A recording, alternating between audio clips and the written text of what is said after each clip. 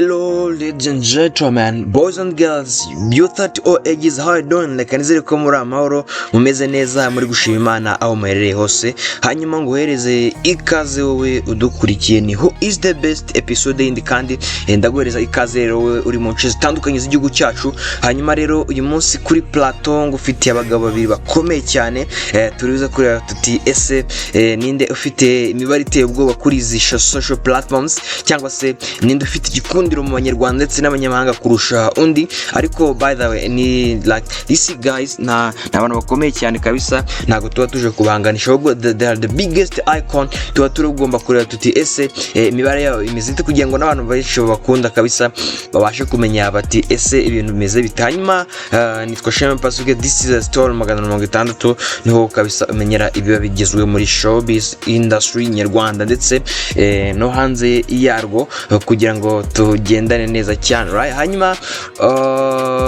kiganiro cyitwa Who is the best as I said. Hanyuma tuba tugenda dusesengura kabisa tureba uko imeze, kigira ibice bigera kuri bitatu. Hanyuma tukareba uko ibimeze, tugira intangiriro yabo ndetse nuko binjiye mu muziki kabisa, tukagira kabisa amateka yabo ukamenya uko biba bimeze, tukagira igice cy'imibare kuri social platforms cyane ko turi muri era ya digital platforms aho tuba tugomba kumenya kabisa imibare uko imeze, tukagira kuri YouTube ari naho bakorera cyane akazi kabo. Hanyuma kandi tukagira na streaming platforms. Hanyuma uyu munsi bafite Spotify kugira ngo turebe imibare yabo uko imeze. Ladies and gentlemen, reka ngwereze ikaze rero, this is the Who is the best next episode. Wowe dukurikiye ndaguhereza ikaze hano, tubane neza, right?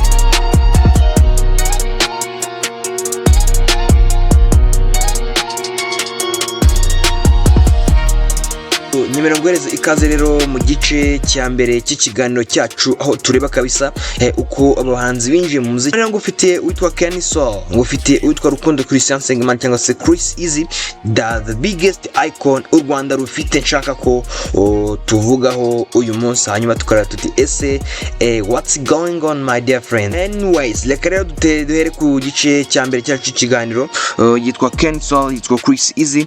Ushobora kwibaza ati binjiye mu muziki bati. Hanyuma abahanzi bombi impamvu nabazaniye cyangwa se nabaperinze n'abahanzi tufata nk'aba generation covid cyangwa se like nyine breakthrough songs zabo cyangwa se indirimbo zabo zamenyekanye cyane mu gihe cya coronavirus. Hanyuma bituma abantu bamenye cyane, bakaba ari abantu rero batamaze imyaka myinshi cyane mu muziki, gusa bagaragaza cyangwa se bafite intumbero nziza cyane n'ubundi muri uyu muziki. Yitwa Chriss, yitwa uyu mugabo ni mugabo ukomeye cyane kabisa, wamenyekanye cyane mu njyana ya Afrobeat ndetse na R&B, akaba ari umusitari kabisa muri izi njyana hano mu Rwanda, umaze gukundwa cyangwa se umaze kugaragaza ko afite igikundiro mu banyarwanda. Uyu mugabo yinjiye mu muziki mu mwaka wa 2017, gusa yamenyekanye n'ubundi muri icyo gihe ndi kubwira haruguru kabisa muri myaka za 2020, ubwo ni nyuma ya covid nibwo yamenyekanye nyuze mu ndimbo zitandukanye cyane nk'itwa Sema Name ndetse n'izindi kabisa abantu bagiye bamumenyaho, right? Hanyuma yitwa Chriss, nyemerera nguhereze ikaze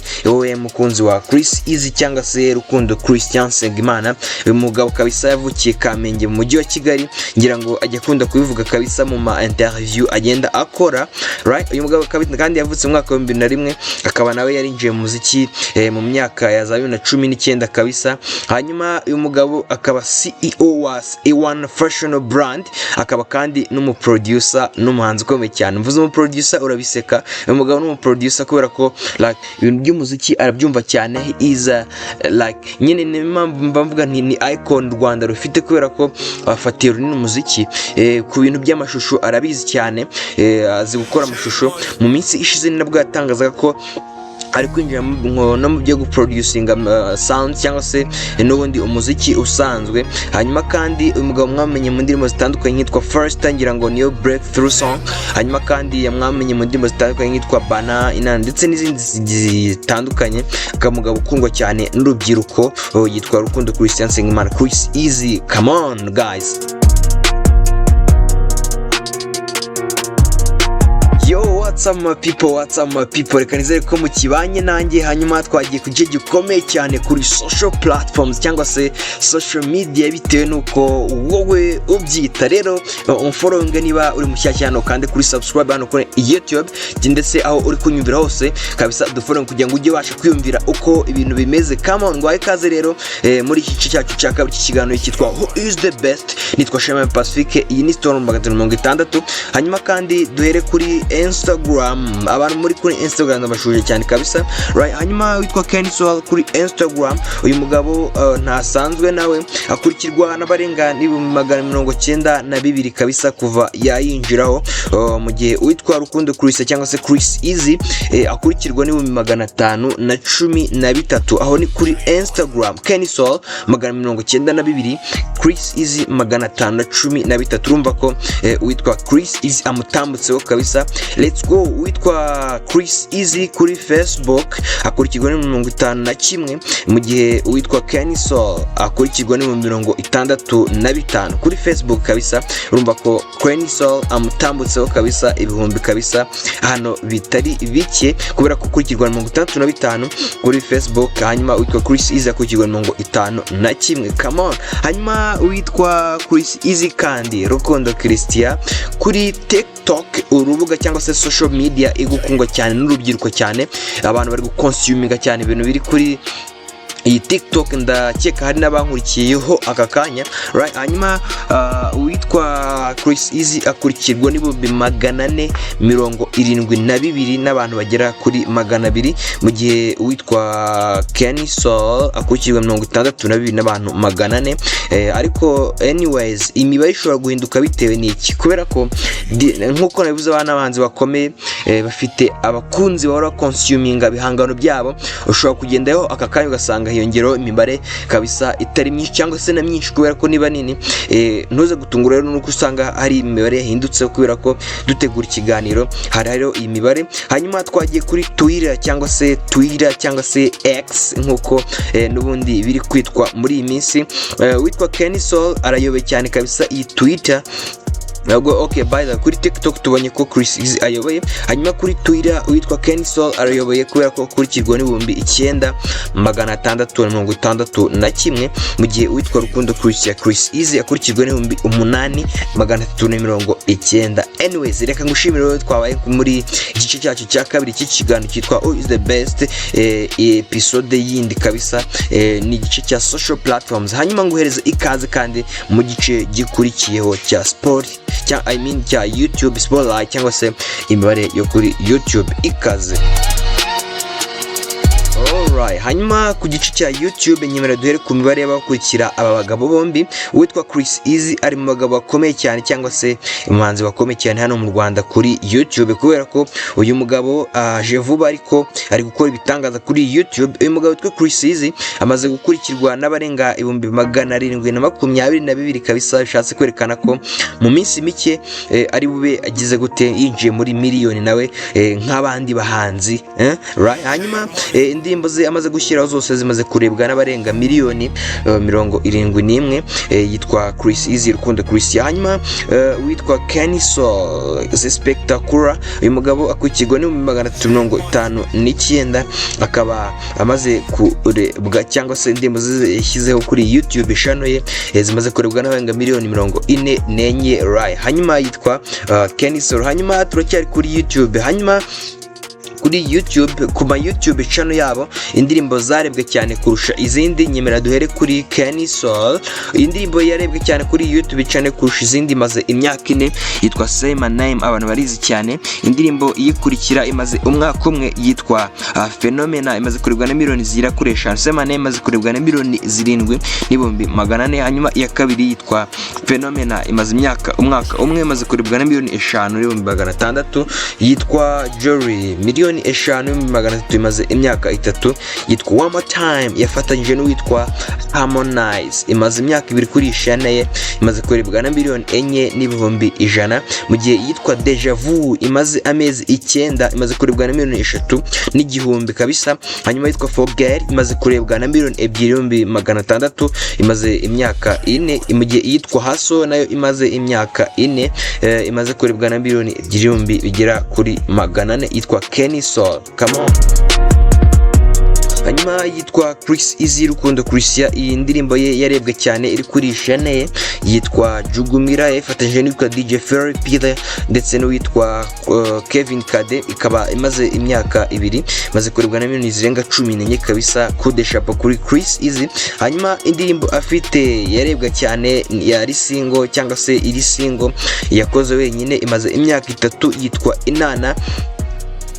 Indirimbo yakunzwe cyane kabisa, abantu bari consuminze biteye ubwoba, abantu barayimenya, ntekereza ko abantu benshi barayizi kabisa. Inana imaze imyaka 3 kuri social platform, I mean YouTube channel ye, imaze kurebwa na miliyoni zirenga 10. Hanyuma kandi afite n'indi nayo itoroshye cyane, imaze umwaka umwe nayo mari gukundwa biteye ubwoba, yitwa Sekoma, imaze umwaka umwe nayo imaze kurebwa n'abarenga miliyoni 10, abantu barayizi cyane. Hanyuma best collab kabisa yagize ikomeye cyane mu ndirimbo zarebwe cyane, yitwa Foromiana, imaze amezi agera ku 10, yayihuriyemo n'uwitwa Kevin Kade ndetse n'uwitwa The Band Tiger B cyangwa se One of a Kind, nayo imaze kurebwa na miliyoni 7 n'ibihumbi birenga 300.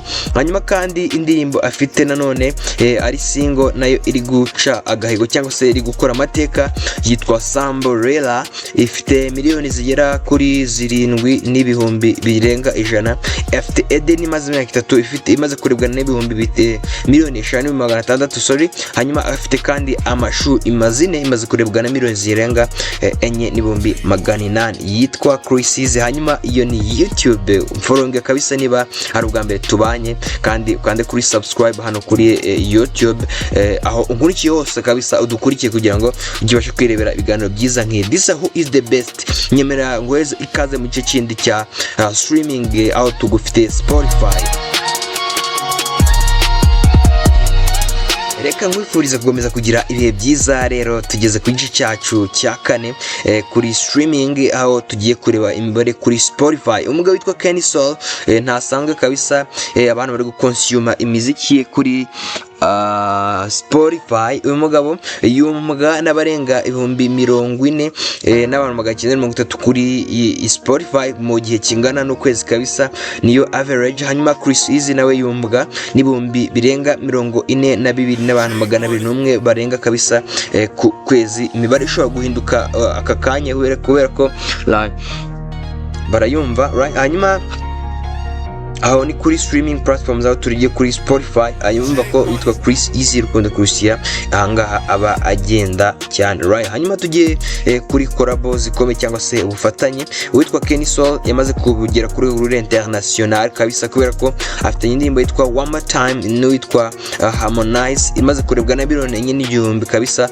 nubwo itararebwa cyane kabisa, amaze kugera ku rwego mpuzamahanga kabisa. Ni ibintu twamushimira cyane kubera ko yateye intambwe ikomeye cyane. Hanyuma Chriss Eazy, come on brother kabisa, nawe shaka umuntu w'umunyamahanga kabisa ukomeye, mukorane indirimbo kabisa, udutemo ikintu kiremereye cyane. Hanyuma collab afite akomeye kabisa ni nyarwanda, yitwa Kevin Kade ndetse yitwa The Band. Indirimbo yitwa Foromiana, niyo bahuriyemo abahanzi ari 3, niyo collab kabisa afite ikomeye cyane witwa Chriss Eazy.